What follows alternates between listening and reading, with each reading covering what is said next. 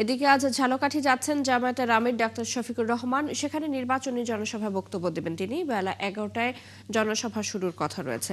তার আগমনকে কেন্দ্র করে ঝালকাঠি শহরের সরকারি উচ্চ বিদ্যালয় মাঠে জনসভা মঞ্চ প্রস্তুত করা হয়েছে। উচ্ছ্বাসে নেতাকর্মী ও সমর্থকরা অপেক্ষায় আছেন তার নির্বাচনী বক্তব্য শোনার জন্য। নেতাকর্মীরা জানিয়েছেন 50,000-এরও বেশি মানুষের সমাগম হবে এই জনসভায়।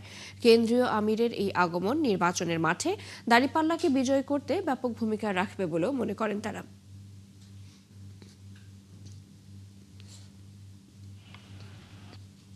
সাধারণ মানুষের মাঝে দাঁড়িপাল্লার পক্ষে একটা ব্যাপক গণজোয়ার সৃষ্টি হয়েছে এবং আমরা এবার আশাবাদী যে দুইটি আসনই দাঁড়িপাল্লা বিজয় লাভ করবে। ডাক্তার শফিকুর রহমান যে একটি মানবিক বাংলাদেশ গড়ার অভিযানে নেমেছে, সেখানে এগিয়ে আসুন এবং স্বতঃস্ফূর্ত জনসভায় জনস্রোতে পরিণত হবে।